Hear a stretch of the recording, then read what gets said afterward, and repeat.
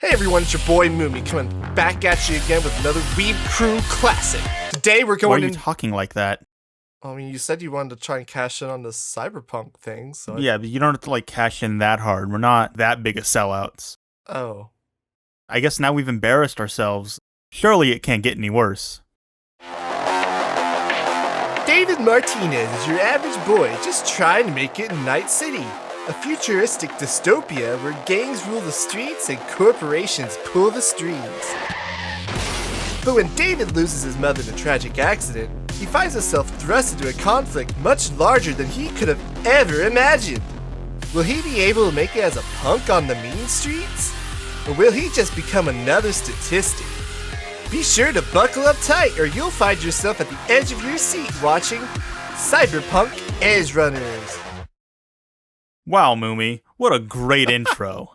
Yeah, and you said it couldn't get any worse. Alright, yep, let's do it. Let's talk about Cyberpunk Edgerunners, the thing that everyone's talking about, and now we have to. I remember when it was announced, there was quite a bit of hype behind it, and I kind of was buying into it, but I'm like, I'm not really, digging Trigger's new stuff, but this ended up being, a really good fit. It was interesting because, when it was announced, it was on, the big hype train for Cyberpunk 2077. Oh, yeah. And then when the game came out, everyone was mad at it, and it kind of flopped.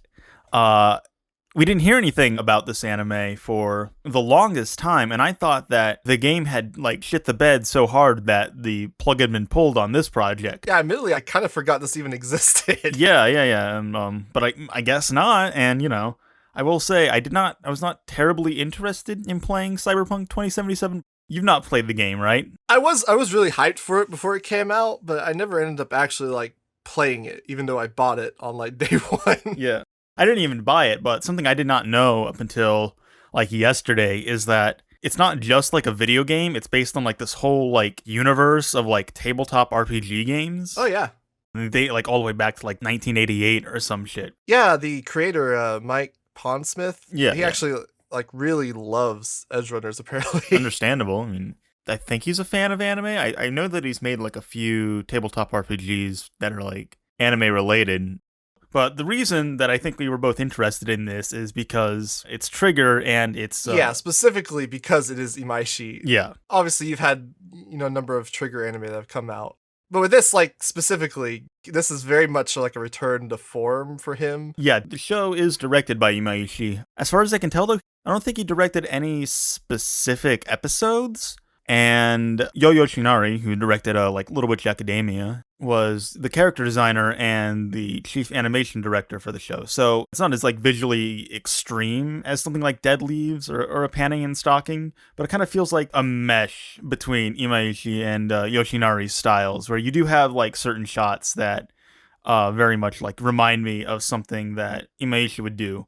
But then the characters and the way that they're moving, the way that they're animated, feels almost at times something out of Little Witch Academia, where it's a little bit more grounded and you don't have a character squeezing through a doorway and then is revealed to be the size of the room itself. Yeah. Nothing that ludicrous. Nothing as expressive. It's not as cartoonish. Yeah. Yeah. Because I was going to say, as far as extreme-wise, it definitely is one of the more extreme anime that come out in, 20 years probably.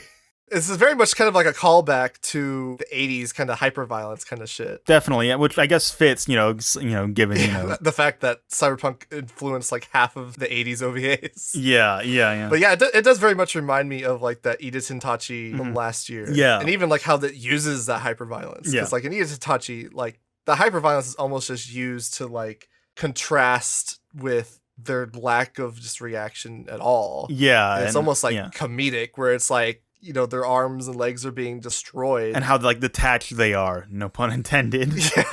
Whereas, this is not on that extreme, but it's still used to, show you, how uncaring the world of Cyberpunk is. Yeah. Death is just unceremonious and unpredictable in this world. The first episode, you have a random act of violence that isn't really explained or elaborated on later. It just happens, and that's kind of the inciting incident that sends our main character on the path that he is. Yeah. I guess getting into minor spoilers a bit, in episode 1, his mom dies. Yeah. And It's a bit more dignified than what you see later on, where she kind of dies off screen and they're just like, oh, yeah, your mom died. And Yep. just hand him her ashes. Yep, here you go. I remember we thought it was weird that you don't actually see his mom when they tell him that she's dead. Yeah, we kind of thought that, okay, well, that would make it a prime plot twist. Oh, that she's actually alive and she's the villain of the show. Yeah. Apparently, there's speculation and evidence in the world of Cyberpunk that it probably was just that she was just organ harvested. Oh. I guess that's why he tells them that's why you want the premium plan, so you don't just get shoved off at a back alley doctor and they sell your organs. I guess so, yeah. And nobody cares. Like, nobody is offering any kind of condolences. Nobody is being understanding and trying to work with him or be empathetic with the fact that his mom just died not even 2 hours before. Yeah. Like, they're just like, hey, you need to pay your rent. You're expelled from school. You should drop out. Nobody likes you. Like, it's just unrelenting and cruel. Yeah. And I think that's what really works in the show's favor is that they are able to establish David as this character that you can really kind of get behind. He's a good kid and he wants to go to school and learn. He just doesn't have the money that everyone else has. Yeah. And so it's able to start with this foundation of this character that you're able to kind of empathize with and want to see them succeed and show you just how uncaring and awful the world is through just his experiences and how he just can't catch a break. But it's not just David that makes it work, right? You have this kind of full cast of just likable and dynamic characters that they're working with. Yeah. I mean, you got Pillar, who's just the fucking goofy ass long arm guy. He's like Lanky Kong or something, dancing on his arms. He has no style. He has no grace. This Kong has a funny. But yeah, episode 5 is a comparatively slower paced episode because it is just kind of focusing on and fleshing out the group dynamics before it starts to disintegrate in the second half. The main kind of focus of that episode is his dynamic with Mine or whatever, which it's not really a father-son relationship, but it's definitely a mentor kind of relationship. Almost like an older brother. But yeah, I see what you mean. Then you got Lucy, who's the love interest of the show. Yeah. She's not super deep or complex or anything, but she's got a likable personality. She's not the typical manic pixie dream girl or anything. You kind of get a vibe of that at the beginning. A little bit, yeah. She kind of ends up being more reserved. Yeah. And apparently she's named after the head writer of the show's mom, which that's kind of just a cute. That's cute. Also kind of weird given the show. given her role in the show. Yeah. But I guess the fan favorite far and away has been Rebecca. Oh, yes. Which there's some interesting implications going on with Rebecca in this. I mean, she's really kind of a fun, snarky, sassy kind of character. Yeah. It's kind of implied. So obviously we've not played the game. No. But from what I've kind of read, it's kind of implied with the tattoos and stuff that she has and where she's living that she might have been part of the Mox's gang. I don't know what that is. Well, apparently a lot of those gang members were, I guess, dolls in the world of Cyberpunk. The thing to take away with it is that she could have potentially been a sex worker at some point, which has some interesting implications. Yeah. Notably, when she had... Did she get cybernetics at a young age? Yeah, I wonder what they were thinking when they designed her character. There's that part where she says it's ladies' intuition or something, and he's like, what lady? When they said that, I was like, was Rebecca a guy? Was that what that implication was? Well, there we have the title of our video. Rebecca is trans. The transhumanist. Yeah, putting the trans in transhumanist. I guess we should briefly address the thing everyone's been talking about. Lowlies don't exist in Night City. It doesn't fit the Cyberpunk 2077 aesthetic. But Sugar was like, No, the lowly must stay. And now we're going to move on. But then you also have the fact that, the transhumanist elements, which, again, you're going to find in basically any work of cyberpunk fiction, is that these characters succumbing to technology, Yeah. in a sense. You have this whole idea of what do they call it? Cyborgcosis? Yeah, cyberpsychosis, I think. Cyberpsychosis? Yeah. And you have that whole thing. And you also have like this almost like body horror element as well. Yeah, you see how disconnected they're becoming from humanity. Yeah. And how different they look from the normal person. It's almost like this body dysmorphia kind of thing. Where it's like they almost feel like they have to become these bulky behemoths, and that's become like, you know, the appealing aesthetic of the world. It's not like Gurren Lagann transcending like the mecha or Kill la Kill, like taking off your clothes. It is, you know, you just need more power, more firepower, basically, more technology added to your body. It's not about, you know, people who oppose these cybernetic augmentations, fighting against them, and eventually succeeding. No, you need to engage with the technology on its terms. Yeah, it's great how it's able to do that so simplistically and effectively, where it shows you how dystopic this world is, that, you know, an average normal kid, like, no matter how smart he is, like, he's gonna lose out to somebody with more money who can afford all these, like, implants. Yeah. Like, you have the fucking kid that's just like a Bruce Lee nerd or something, and downloaded a Bruce Lee. Yeah, whatever the fuck that shit was. Like, just beats him up with some Bruce Lee shit that he downloaded. Yeah, spoiled asshole. It reminds me of like a BioShock in that regard of like the, you know, losing your humanity.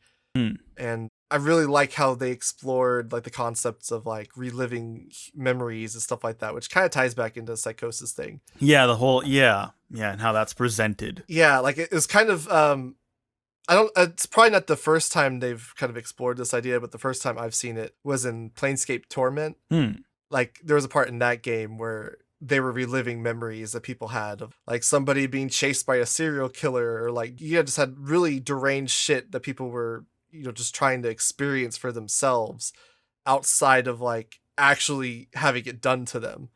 And this very much kind of touches on that same kind of, you know, derangement where you have people that are reliving like these final blazes of glory that people are going through. Yeah. It almost kind of reminds me of like Mad Max Fury Road. Yeah. Like that go culture out in a of blaze like, of glory, yeah. Really, I guess on the subject of the psychosis thing, the presentation of them kind of losing their grip on reality is really, it almost kind of reminds me of Satoshi Kon sometimes. At points, yeah, where it's like it's dipping in and out of reality and like PTSD style memories.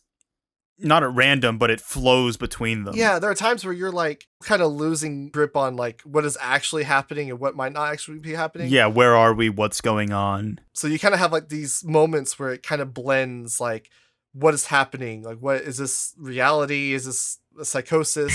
And it was really good about blending that, like notably with like episode 6. Yeah, which again also like ties back into the whole disconnect from reality people have. I guess getting into like the visuals a bit more, like everyone talks about like the animation in this, but there's actually some like really striking imagery.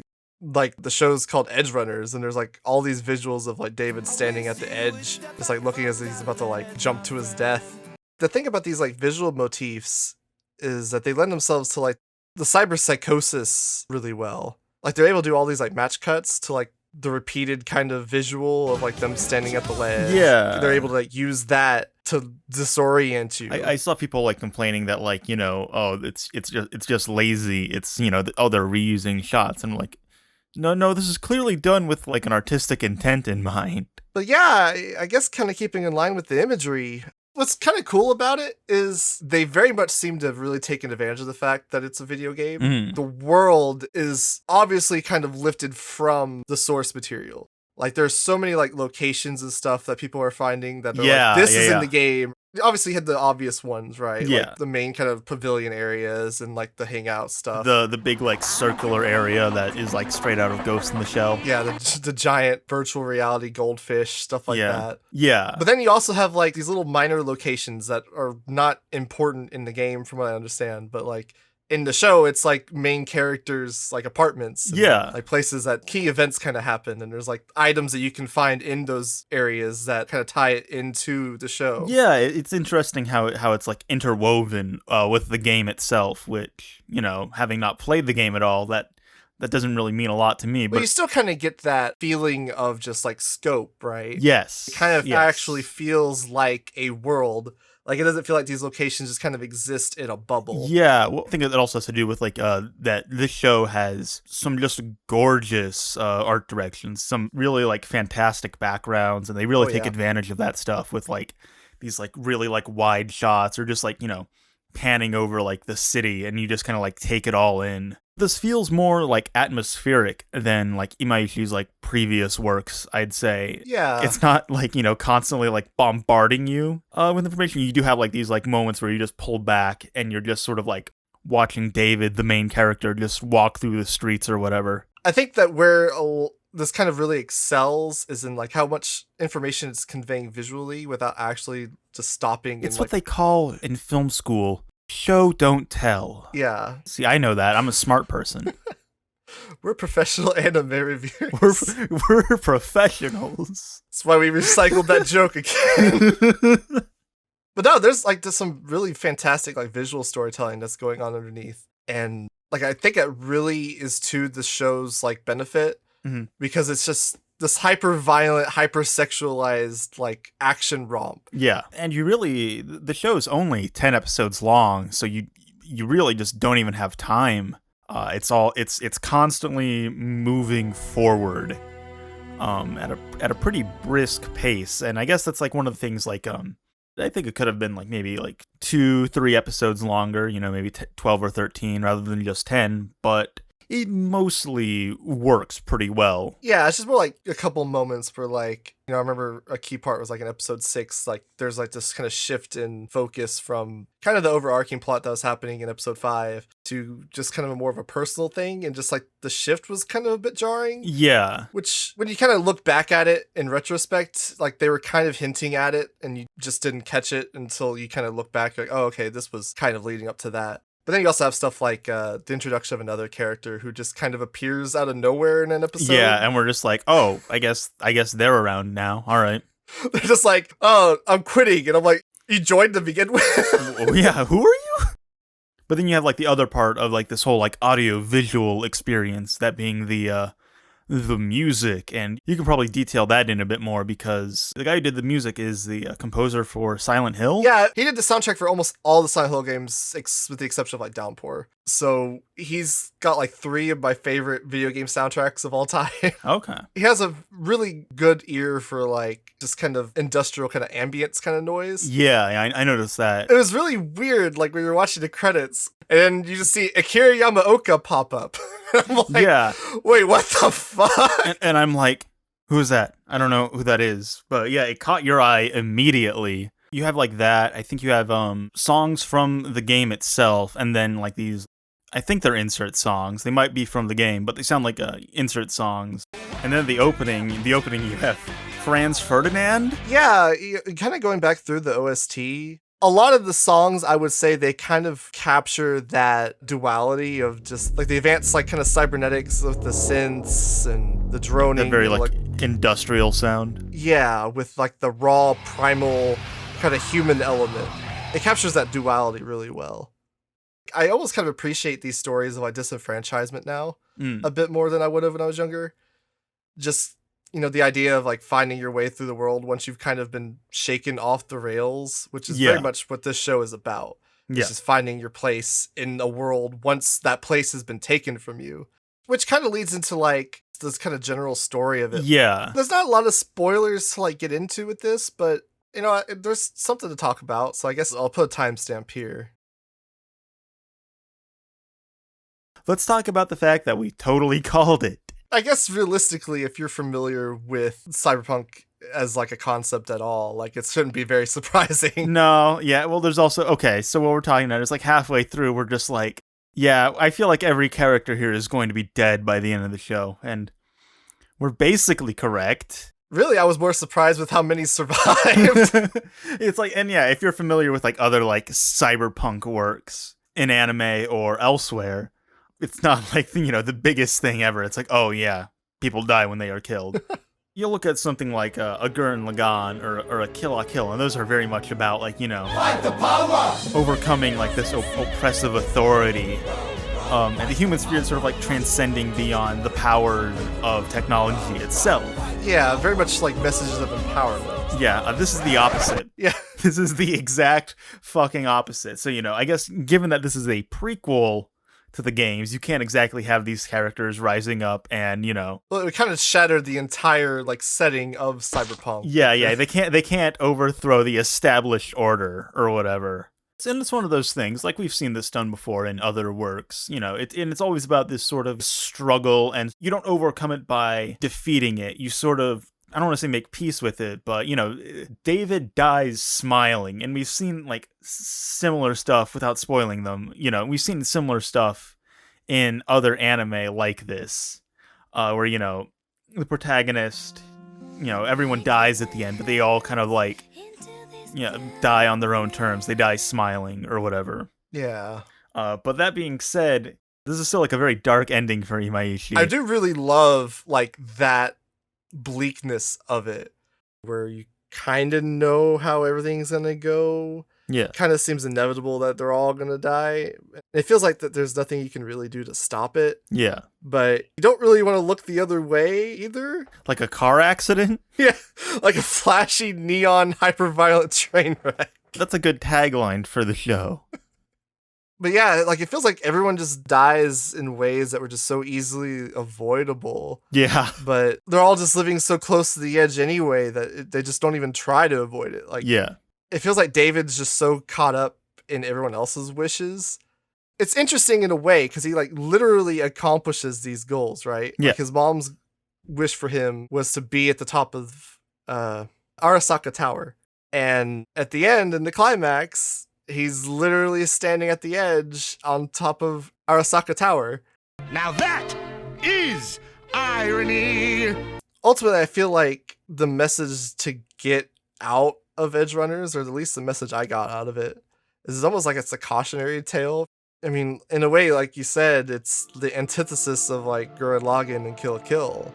You're not special. You won't change the world. Everything that makes you you and makes you unique, it won't give you that ability to change the world on your own. Yeah. You shouldn't live your life for others and lose sight of the happiness that's right in front of you. Take a moment and treasure what you have. Yeah, well, and I guess in the world of Cyberpunk, it's all very fleeting at that too. So yeah, I guess we forgot to say at the beginning whether or not we liked it or not, but I guess it's probably obvious at this point where we kind of land on that. Yeah, of course, we fucking hated it. I mean, realistically, they probably all already watched it by now. If not, what the fuck have you been doing the last 2 weeks? Oh, they've been edging. That was awful.